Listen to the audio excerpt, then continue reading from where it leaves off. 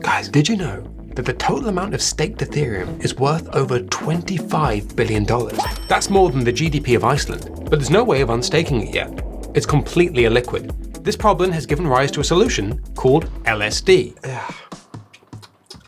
Now this sounds trippy, but it actually stands for Liquid Staking Derivatives.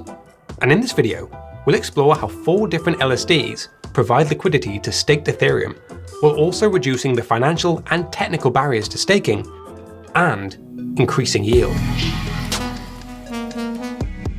So why stake Ethereum in the first place? Staking provides network security, and the yield is an incentive to secure the Ethereum network.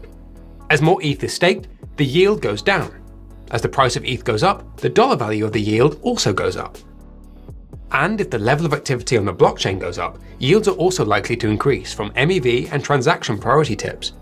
While LSD providers have taken different approaches to solving the illiquidity problem, they all give the staker a new liquid token representing their staked ETH, handle the operational work of running a node, and allow small amounts of ETH to be staked at a time, unlike the Ethereum protocol, which requires staking in multiples of 32 ETH.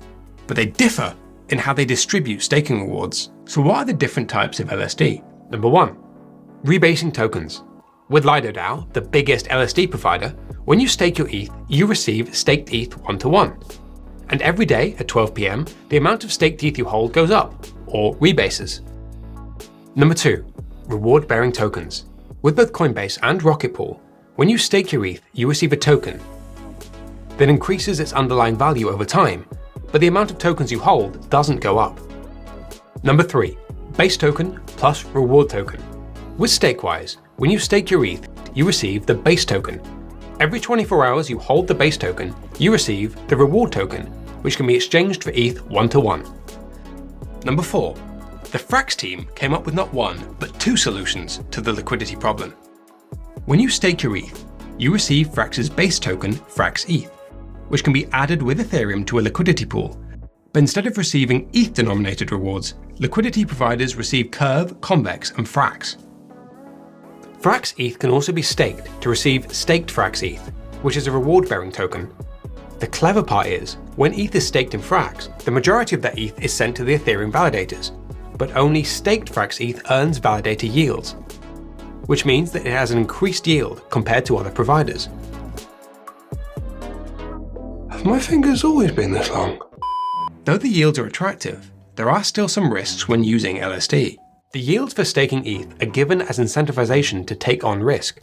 One of those risks is financial, as yield from staked Ethereum is still dependent on the price action of Ethereum.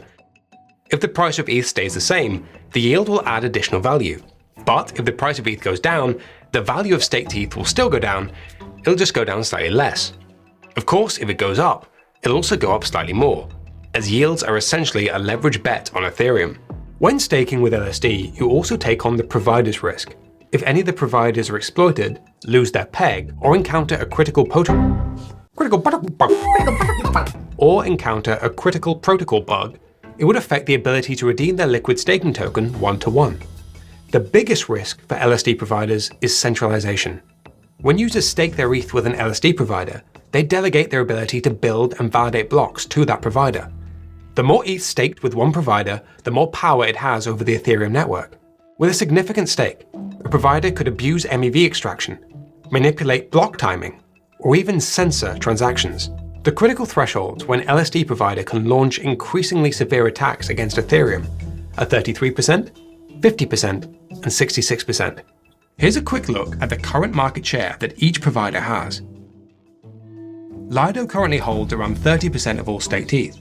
Though it is decentralized across 27 node operators, it is still a way off from achieving trustless staking.